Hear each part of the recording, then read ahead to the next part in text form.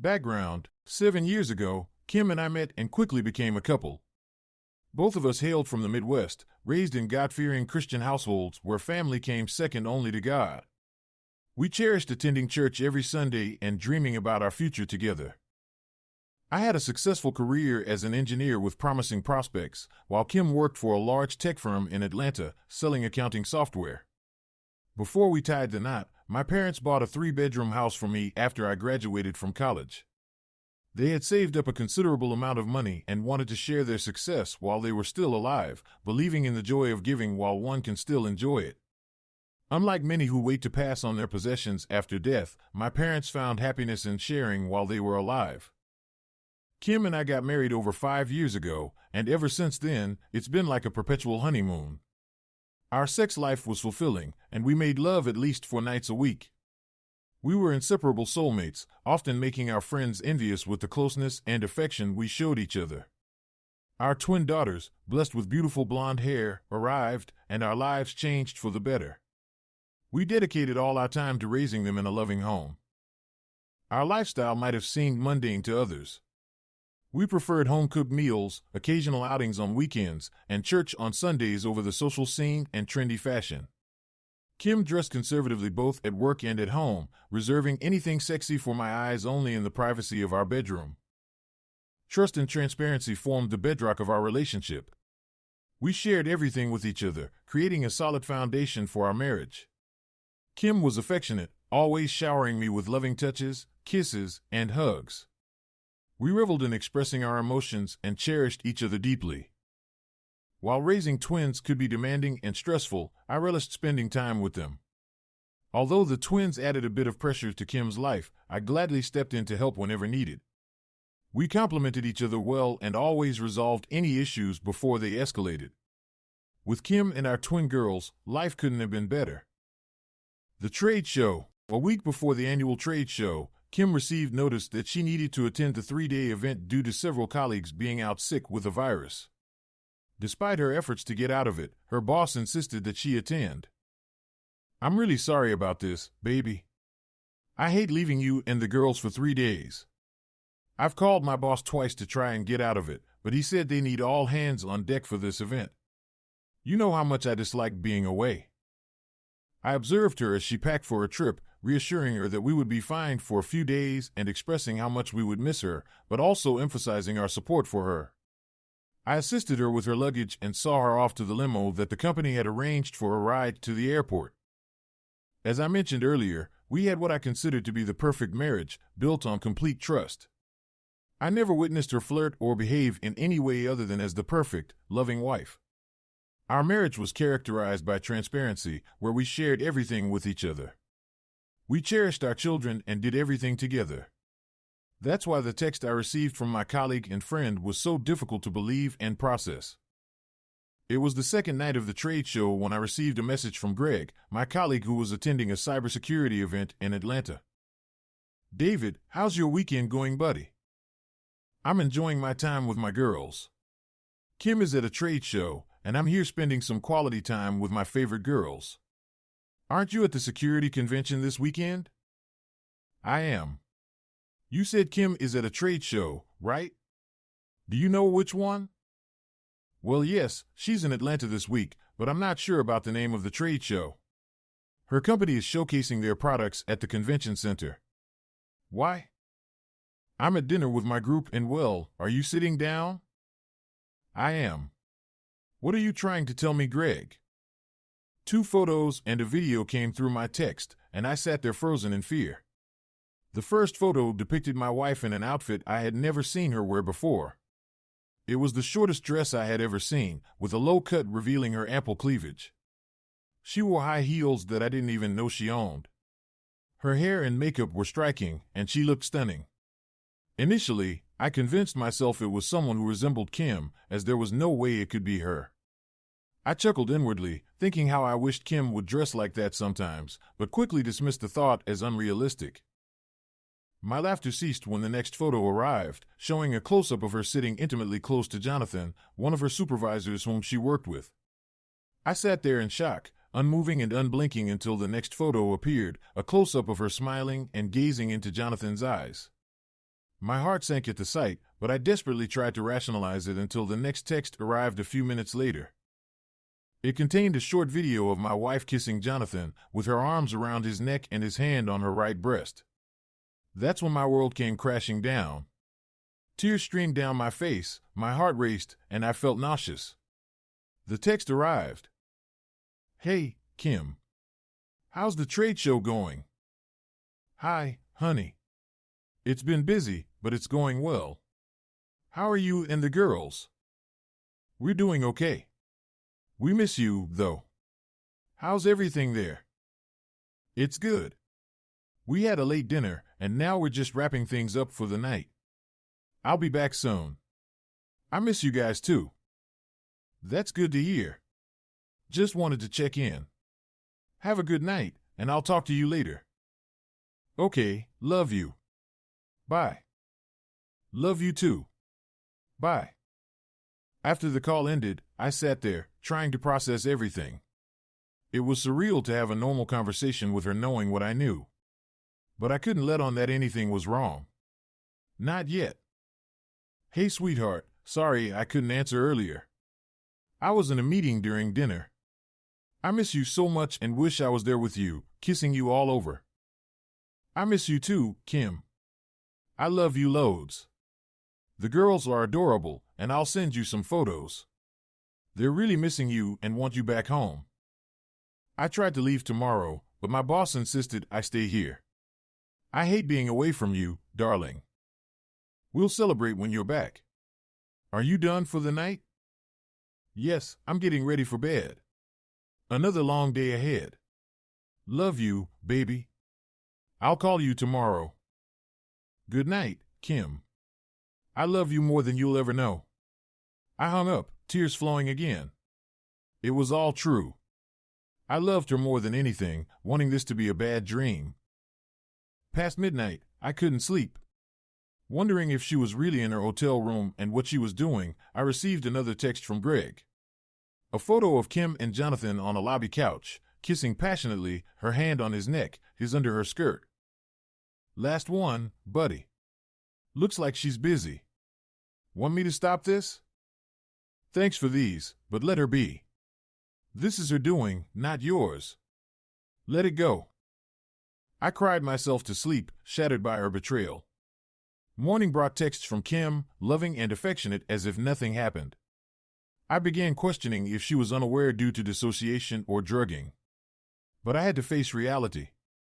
She'd be home soon, and I needed to confront it all. We talked daily, everything seeming normal. Her cheating or her deceit. Both were unbearable, leaving me shattered. After receiving Greg's texts and learning about my wife's betrayal, I took action. Being the tech-savvy one in the family, I had installed software on her phone for locating it if lost. This software, which I explained to Kim, also included features like voice, text, and email recording with cloud uploads if activated. Let me be clear, I didn't install this software to spy on her, but it turned out to be useful after last night shattered my trust. I needed to protect the girls and salvage our marriage if possible. Thankfully, the girls kept me occupied, diverting my mind from the crumbling marriage. Handling twin 3-year-olds is quite a workout, between making breakfast, cleaning up, and playing dolls. By 2 p.m., after getting the girls down for a nap post-lunch, I finally had some time to catch up on things. Kim sent me 6 more affectionate texts and mentioned she'd call at 5 p.m. after work. After reading them, I accessed the cloud from my laptop, logged into her account, and reviewed everything uploaded since activating the recording software. I was shocked by the messages sent to Jonathan. Here are a few excerpts. "You were amazing last night, baby. Can't wait to have you again. Thanks, kitten. Love being with you. Can we meet again before dinner? Sure, but I need to call my hubby first. I'll be ready by 5:15. Does your husband suspect anything? Nope, he's clueless. He knows I love him, and I'll ensure he continues to believe that. Our secret has been safe for over 6 months. I know how to handle him." I had to stop reading, anger overwhelmed me. Kitten? That's what I called her during intimate moments. Had she shared that with him? Was I oblivious? What kind of fool was I? After regaining composure, I opened other files and was stunned. Jonathan had sent her a lewd picture. I had to see it, a disrespectful move from him. But what came next angered me more. Kim had sent a close-up of her shaved genitals with a note, "Come lick me, baby." A shaved genitalia? When did she do that? She never even trimmed it for me, and now she did it for him? Sending him intimate photos with "come lick me" text? I dropped the laptop onto the chair, stood up, and yelled. Grabbing the lamp from the table, I hurled it hard into the wall, shattering it into pieces. The anger, which I had learned to suppress, had taken over completely. I was about to smash the other lamp when I heard the girls crying. Their cries brought me back to reality, and I regained control immediately. I went into the bedroom, comforting both girls until they calmed down. I allowed them to play in the living room while I sat on the chair, nursing another strong drink after cleaning up the broken glass from my outburst. In my mind, the marriage was over, and it was time to take action. I couldn't bear to listen to any more of their conversations or look at any other uploaded files. I let them accumulate on the cloud. Deciding to play along with Kim's facade, just as she was playing me, I resolved to act like a loving husband while I formulated my plan. My first step was contacting a divorce lawyer and a private investigator to strategize keeping custody of the girls. They were my top priority and the only thing that truly mattered to me. During the 5 p.m. phone call, "Hi, sweetheart. How are the girls? They miss you terribly." "Oh, my dear, they are all I think about all day, along with you, of course. I can't wait to hold you in my arms when I get home. I'll give you the warmest kiss you've ever had." Playing my part, I responded, "Oh, darling, I think about you constantly and can't wait to hold my loving, beautiful wife. Soon, my love. We'll be together again." I managed to keep it together during the call, which lasted exactly 15 minutes. At 5:15, she ended the call, saying, "I love you, David. I have to go now, the bus to the hotel is leaving. I'll text you later. I love you." Another effortless lie. She was certainly skilled at that. "I love you too, darling. More than you'll ever know." The pain from her betrayal was now replaced by contempt, anger, and a desire for revenge. I was determined to make her pay for her lies and deceit.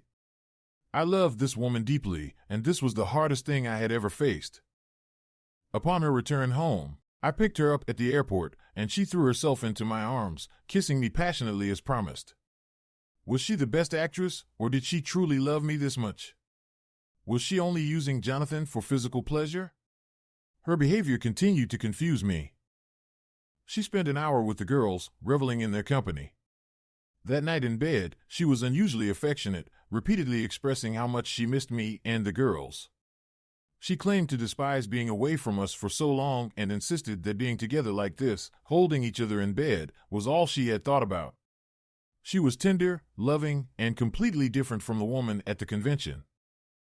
I, too, was affectionate and genuinely enjoyed our time together. It felt genuine, and I wished it could be real because spending my life like this with her was all I wanted. However, deep down, I knew it was all going to end soon.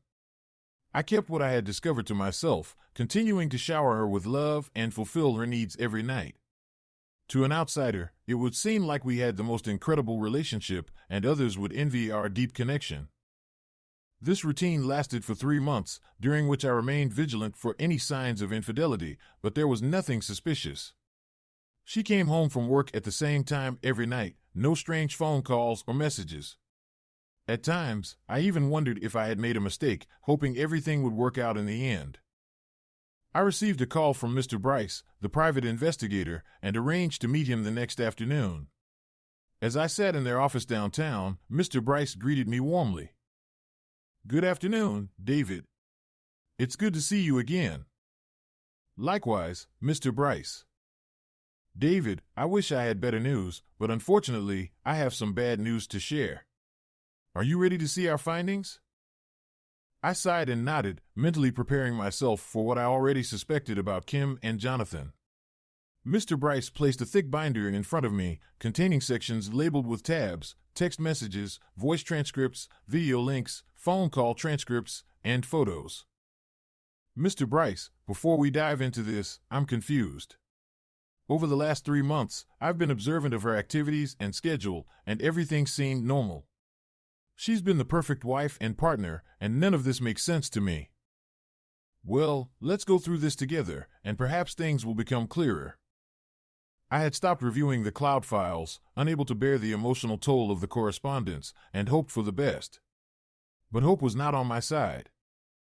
The binder contained over 75 pages of text messages, 25 pages of emails, 75 pages of photos showing them entering and exiting hotel rooms, all timestamped. There were over 82 video links and 50 pages of phone conversations. Kim and Jonathan visited this motel at least 4 times a week over the last 3 months. You can see photos of them every day at 1 p.m. They spent an average of 2 hours together during each visit. Additionally, in the last month, it seems that there were 2 other men who visited your wife 4 times a week. Do you recognize this person? Oh my God, that's Jason Sinclair, the CEO of her company? Are you telling me she's involved with 2 men, and one of them is the CEO? I'm sorry to confirm this, but based on the text messages, phone calls, and videos, it's clear that he is sexually involved with your wife. The balcony video link captured him engaging in intercourse with your wife as she leaned over the railing. They seemed unaware of being filmed. Our 8K video provided close-ups of their faces, and our audio captured their voices as well. He played the video on the 80-inch display. I watched in disbelief as I saw Kim, my wife, engaged in intimate activity with her CEO. I witnessed her expression as she reached climax, followed by a close-up of Jason's face, smirking with satisfaction as he enjoyed what had been exclusively mine. I felt nauseous and had to excuse myself from the room for a few minutes to collect myself. I re-entered the conference room and urged them to continue, eager to uncover the extent of her actions. The video labeled Balcony 2 depicts your wife engaging in intercourse with Jason, while Jonathan is involved simultaneously. I apologize for the graphic nature of this, but given that it occurred in public, these videos could be used in legal proceedings if you choose to pursue divorce and custody battles. He played the video, showing my wife being intimate with both her boss and CEO. I sat there, astonished, unable to believe that the same woman who had never performed such acts with me was engaging in them with them and even swallowing their ejaculate. I struggled to accept that this could be Kim, desperately hoping it was all a colossal mistake. David, we conducted background checks on both Jonathan Wilkes and Jason Sinclair and discovered the following. Jonathan has been married for 10 years and has 4 young children. Mr. Sinclair has been married for 25 years and has 3 adult children. According to the text messages, Jonathan introduced Jason into the situation after your wife expressed interest in exploring a threesome. The details get quite explicit, so I'll leave you to review them at your own pace. Please take this binder and USB containing all the files and videos. Your attorney will likely require them. During my meeting with my attorney, she was astonished by the abundance of evidence we had gathered and couldn't fathom how there were no indications of her infidelity at home. She continues to maintain the facade of a loving wife and mother as if everything is normal, the attorney remarked, outlining various legal options we could pursue based on the evidence I provided. She requested time to explore our options and scheduled another meeting for the following week. I instructed her to initiate divorce proceedings as soon as possible. Leaving her office, I felt a gnawing emptiness in my stomach. I had already known it was over before these meetings, but watching those videos extinguished any remaining hope for reconciliation. I was left questioning, who is this woman? Later, after putting the girls to bed, we sat on the couch and watched an old movie I had selected on Netflix called Unfaithful. I've heard good things about this movie. Let's give it a try, I suggested, pressing play. Since the movie centered on infidelity, I had a conversation planned. During the film, I casually mentioned a female colleague who had been showing interest in me lately. Can you imagine me with someone else? I joked. Kim narrowed her eyes at me, her tone serious. Who is she? If I catch you even thinking about being with her, I'll make sure you regret it. You belong to me, and only me, she asserted firmly. Despite my attempt to keep the conversation light, she was dead serious, making it clear that she wouldn't tolerate any form of infidelity. I couldn't help but be struck by the irony of her reaction, given her own actions of engaging in affairs behind my back. It felt surreal. I'm just checking something, I replied, trying to keep my tone casual as I opened the video. Her eyes widened as she watched, her expression shifting from surprise to panic. David, please stop. That's private. I ignored her plea and continued watching, my heart pounding in my chest. This was the moment of truth, the evidence I needed to confirm my suspicions. As the video played, showing her intimate moment with Jonathan on the couch, her hand trembled as she reached out to stop me. David, please, I can explain. But her words faded into the background as I focused on the screen, my mind reeling with disbelief and hurt. The woman I loved, the mother of my children, was engaging in an affair right in front of me. Finally, I paused the video and turned to face her, the weight of betrayal heavy in the air. Explain this, Kim. Explain why I'm watching you with another man, why you've been lying to me. She hesitated, her eyes darting away before meeting mine again. David, She faltered, unable to find the right words as tears welled up in her eyes. Enough, I said, my voice trembling with emotion. I don't want to hear any more lies. I trusted you, Kim. I loved you. And you threw it all away. Silence filled the room as we sat there, the reality of her infidelity hanging between us like a dark cloud. The truth was out, and there was no going back. Our marriage, once strong and full of love, now lay shattered at our feet. I'm not sure what to believe anymore, Kim, I said, my voice tinged with disappointment. You've given me two conflicting stories within the span of a few minutes. It's hard for me to trust you when you're not being transparent with me. She reached out to touch my hand, her eyes pleading for understanding. David, please, I swear to you, nothing happened between Jonathan and me. I was drunk, and I made a mistake, but I stopped it before anything went too far. I withdrew my hand, feeling a mixture of frustration and sadness. I want to believe you, Kim, I really do. But these photos and videos, they don't lie. And now, with your contradictory explanations, I'm left questioning everything. Tears welled up in her eyes as she struggled to find the right words. I know I messed up, David. I know I hurt you, and I'm so sorry. Please, give me another chance to make things right. I'll do whatever it takes to earn back your trust. I sighed, feeling torn between my love for her and the overwhelming sense of betrayal. I need time to process all of this, Kim. I need to figure out what I want and what's best for both of us. She nodded, her expression filled with regret. I understand, David. I'll give you the space you need. Just know that I love you, and I'll do whatever it takes to fix this. I gave her a nod, unable to muster a response as I grappled with the reality of our situation.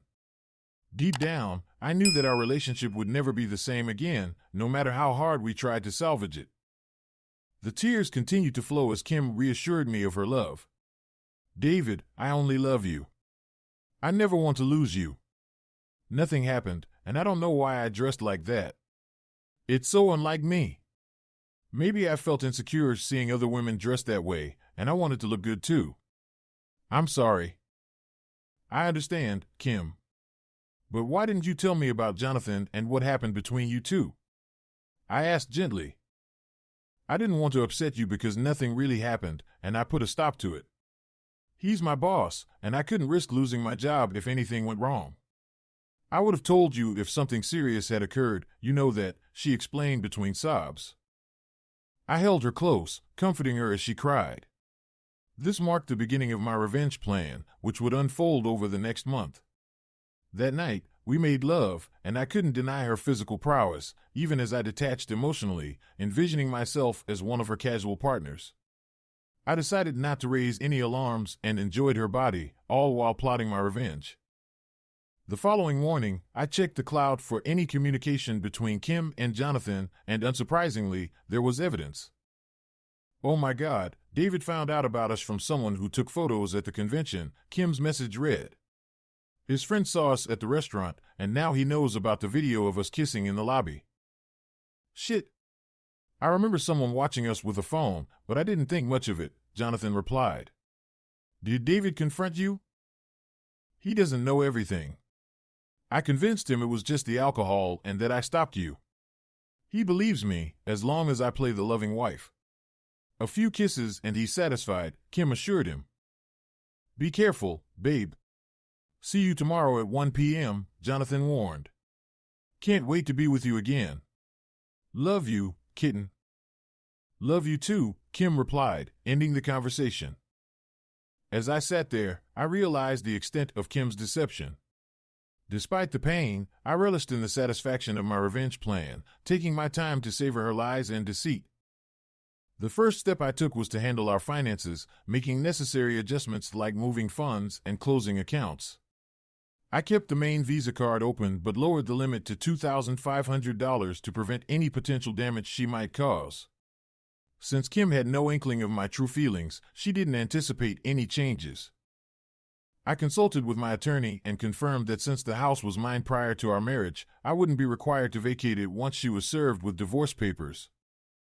Naturally, I drafted the email that would eventually be sent out, containing incriminating evidence such as videos, text messages, and photos, which would be distributed to all of her friends, family, and colleagues. I also prepared duplicate binders from the private investigator's findings for Mrs. Sinclair and Mrs. Wilkes, intending to share my pain with them. These would be sent out simultaneously with the serving of legal documents. Furthermore, I instructed my attorneys to prepare public civil suits against both Jonathan, her boss, and Jason, the CEO of the company. Given the company's stature as one of the largest tech firms on the East Coast, my attorney was eager to pursue Jason's involvement. We planned to make a settlement offer before publicly exposing the CEO and managers for their alleged sexual harassment of employees. We collaborated with child services attorneys to secure full custody of the children, ensuring all necessary paperwork, files, and investigative materials were prepared. In the following weeks, we maintained a semblance of normalcy. We continued to care for the kids and spend time together as if nothing had changed. We went out to dinner and discussed various topics, all while avoiding the obvious elephant in the room. My silence regarding the situation must have been unnerving for Kim, as she remained unaware of my true thoughts. I decided to play with her a bit and asked probing questions. Kim, has your boss made any advances toward you since the convention? I inquired, knowing full well from her conversations with Jonathan that they were still meeting daily at the hotel. It was intriguing to observe her reaction, and I had become adept at detecting her lies. She responded calmly, "No, nothing of the sort. It's strange because we both act as if nothing happened. Which is the truth, nothing significant occurred. He's been strictly professional, and we rarely interact because we're occupied with our respective projects." I sat there with a smug grin, astonished at how effortlessly the mother of my children and the love of my life could lie to me. That night, I unleashed the remaining anger coursing through my veins. I made passionate love to her, refusing to take no for an answer. I demanded every desire be fulfilled, taking full advantage of her.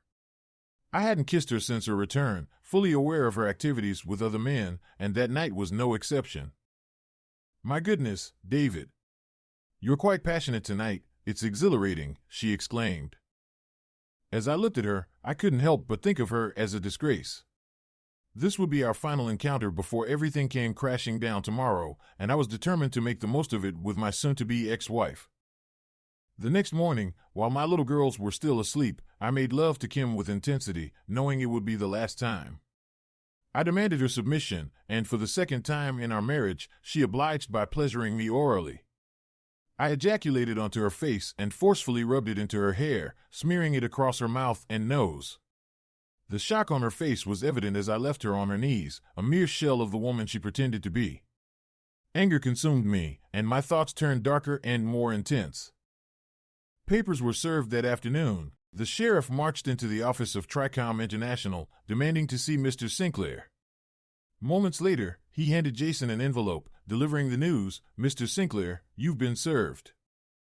Jason stood alone in his spacious office, fear gripping him as he read the complaint repeatedly. He immediately summoned Jason to his office, only to find out that Jason had also been served. Both men were shocked and bewildered. "How the hell did this happen, Jason? If my wife finds out, I'll be ruined. This is your mess. Fix it, or I'll destroy you and your family," Jason seethed with rage. Sinclair was not a man to be trifled with. He was ruthless and determined, having clawed his way to the top of the organization. He vowed to crush Jonathan if he didn't resolve the situation quickly. Jonathan dashed out of his office, intent on speaking to Kim on the 12th floor. However, as he made his way down the hallway, he encountered the sheriff, who had just come from Kim's direction. Rushing into her office, he found her sobbing uncontrollably, her world shattered. It took Kim over an hour to compose herself enough to speak. She was devastated by the divorce papers and bewildered by Jonathan's revelation. "What do you mean us?" she managed to choke out between sobs. Jonathan explained their predicament, urging her to convince me to back off before Sinclair destroyed them all. Kim, still trembling, packed up and drove home. She loved David and didn't want a divorce, but she couldn't resist the sexual thrill she found elsewhere. She needed him to understand, to forgive her, to save their marriage. Kim arrived home to find the house empty, the girls already at David's sister's house for their usual afternoon stay while both parents worked. She called Kathy, David's sister, and requested to keep the kids overnight, without explaining why. Kathy happily agreed to take care of them for the night. After showering and fixing her hair and makeup, Kim nervously awaited David's return from work. At 6 o'clock, she heard the garage door opening and anxiously anticipated his entrance. "Hi, Kim. I didn't expect you here tonight. I assumed you'd be with Jonathan." "Oh, wait, he's married with children. That might be awkward," David remarked casually as he entered. "David, please, let's talk," Kim pleaded, taking his hand and guiding him to sit beside her on the couch. She appeared surprisingly composed and nicer than usual, and David sensed her motive. "David, I was served today, as you know. But I don't want a divorce. I need you, and I love you. I won't sign those papers. Jonathan means nothing to me. Yes, we had sex, but it wasn't out of love. I just needed it, and I'm deeply sorry. I'll never do it again, I promise," Kim confessed, hoping for forgiveness. "Oh, you promise? Well, I guess I can just forget everything and go back to normal," David responded with a feigned loving smile. Kim seized the opportunity, pulling him into a kiss. "Thank you, baby. I love you so much. I'm grateful you forgive me and understand. I'll never lie to you again," she declared earnestly. David was taken aback. He was certain she understood his sarcasm. Recoiling, he pushed her away. "Are you out of your mind, woman? I could never trust you again. After all your lies and deceit, there's nothing left. I gave you so many chances, but you continue to lie and betray me, ruining our lives. I know everything, your secret rendezvous with your bosses at the hotel. Did you really think I'd take you back after what you've done? Have you even considered the damage you're causing to our daughters? There's no way I can overlook this," David lashed out. "But you have to. And why are you going after Sinclair and Jonathan?" Kim interjected. "Well, your flings happen to be your supervisor and the CEO of a multi-billion-dollar company. After I dump you, I'll need financial support to properly care for our girls. Since they played a part in destroying our marriage and my life, I intend to bring them down as well. I'll ruin their family, financially devastate them, and give them a taste of their own medicine," David declared fiercely. Kim was stunned by David's uncharacteristic anger and determination. The gravity of the situation dawned on her, realizing she had lost control over both the situation and her husband. All she could do now was plead. Tears streaming down her face, she fell to her knees, clutching David's legs and begging for forgiveness. Despite feeling sorry for her, David's rage overpowered any compassion, and he lifted her back onto the couch. Speaking to Kim in a calm tone, as if addressing a child, David instructed, "Listen to me, Kim. You need to pack a bag and stay at your mom's house for a few nights. Get yourself an attorney, and then we can arrange a meeting to discuss our next steps. In the meantime, heed my advice and steer clear of Jason and Jonathan. Things are about to get messy. Later that night, at her mother's house, she explained to her mother that she and David had a minor disagreement and needed to stay with her for a few days. At 11 p.m., she dialed Jonathan's cell. Jonathan quickly added Jason to the call, creating a three-way conversation. Jason, are you there? Kim, are you there? Jonathan confirmed. Yes, we're both here, Kim responded. Sinclair initiated the conversation. So Kim, did you manage to persuade him to drop the lawsuits and the divorce? No, actually, he kicked me out and warned me to be careful because things are about to get messy, Kim replied. Sinclair exploded over the phone. For God's sake, Jonathan, what have you done? Kim, you disgraceful woman. I swear, if my family finds out about this, I'll have both you and Jonathan eliminated. I don't care what you do, just make this problem disappear. Kim sobbed, there's nothing I can do. He's out of control and won't listen to reason. He's ignoring my calls and texts. Sinclair directed, Jonathan, it's your responsibility to fix this. Arrange a meeting with David, somewhere public like a noisy bar. Kim, you'll be there too, and you'll ask him to drop the lawsuit in front of us. If he refuses, Jonathan and I will explain the consequences to him and his family.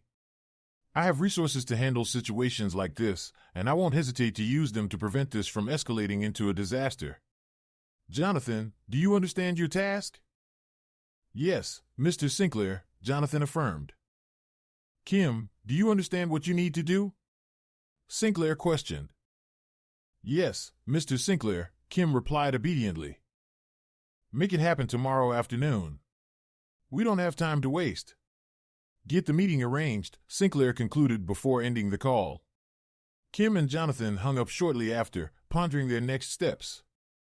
That night, when David listened to the recorded call, he wasn't surprised by their desperation and devised his own plan.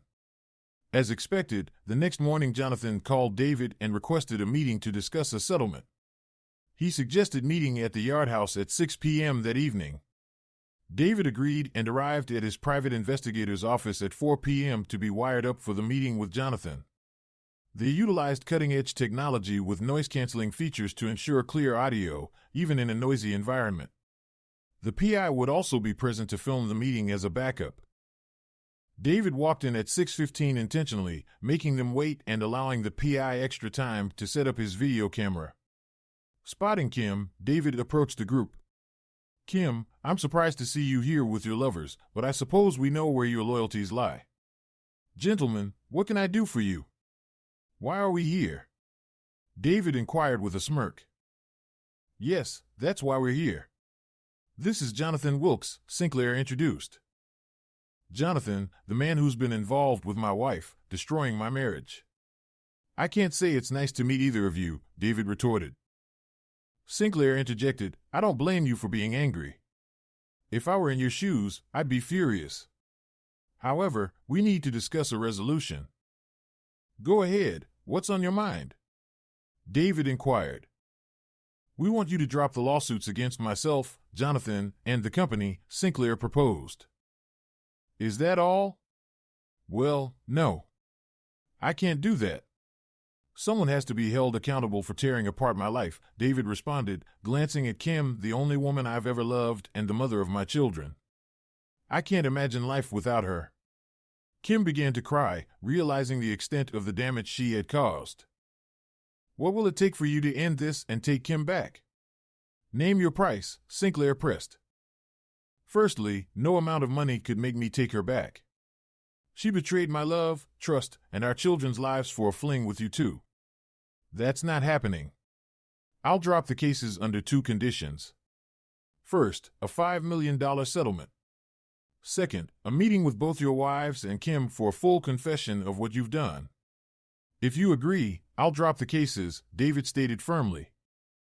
Fuck you, David. I'll offer $100,000, and you sign an agreement to keep quiet about this. Exposing my family to this would be dangerous for you, Sinclair threatened, leaning in. David remained composed, taking a sip of his drink. I'll lower the amount to $4 million, but your families need to know the truth. Sinclair was taken aback. David, you're risking your life here. Think it through. Drop the charges and take Kim back. It was just an affair. We can move past this. David calmly sent 2 texts to couriers outside Jason and Jonathan's houses, instructing them to deliver the package. He then sent an email containing all evidence to Kim's contacts. Sinclair and Wilkes' wives received duplicate binders containing incriminating evidence. Sinclair grew impatient. Hunter, pay attention. Will you drop the charges? My response to you, Jason, Jonathan, and my unfaithful wife is to go to hell. Immediately, both Jason and Jonathan's phones started ringing. It was their wives calling. Sinclair's face turned red with rage as he shot me an evil glare. Jonathan appeared stunned, tears forming in his eyes. Kim looked at me, puzzled, and asked what was happening. I replied, check your email in a few minutes, and I think you'll find out. After hanging up with his wife, Sinclair jabbed his finger into my chest, shouting, "You're a dead man, Hunter. I'll have your throat slit and watch you die like a dog." With that, he stormed out of the bar. Jonathan turned to me, bewildered, and asked, Why? Why would you do this to me? I was astounded by his question. Seriously? You've been sleeping with my wife, the woman I love and the mother of my twin daughters, every day for the past 6 months. You orchestrated a threesome with Sinclair, and you're surprised someone would retaliate?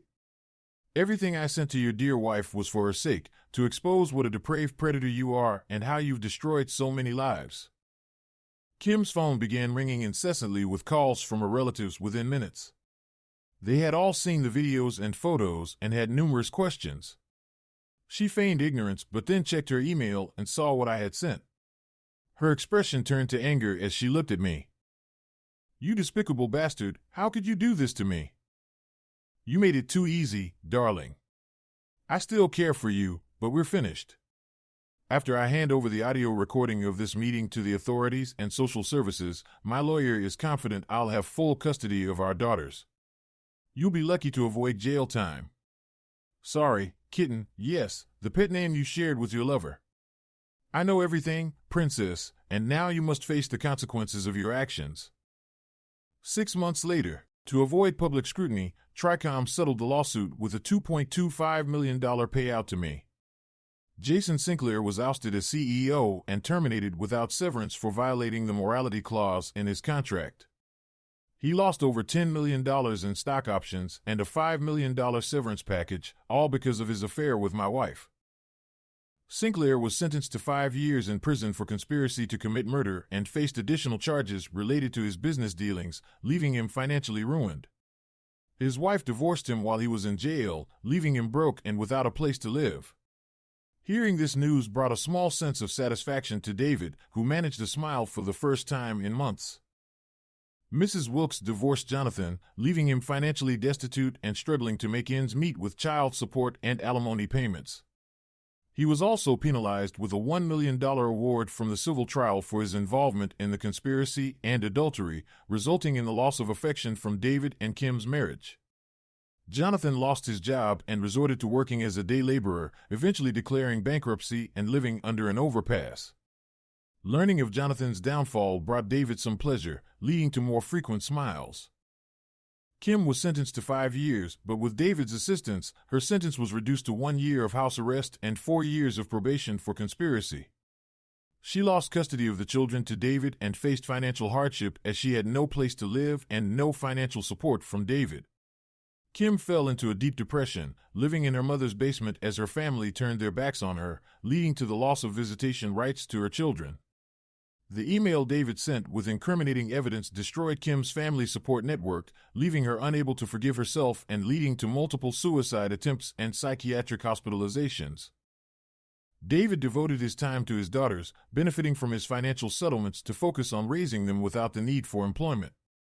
Despite forgiving Kim, David's wounds ran deep, and he struggled to trust and love again. The support of his sister and mother provided a stable environment for the girls, ensuring they would not be adversely affected by the traumatic events. While revenge provided temporary satisfaction, David recognized its limitations in healing his emotional wounds and understood the far-reaching impact of his actions. Thanks for watching. Subscribe to the channel not to miss new videos.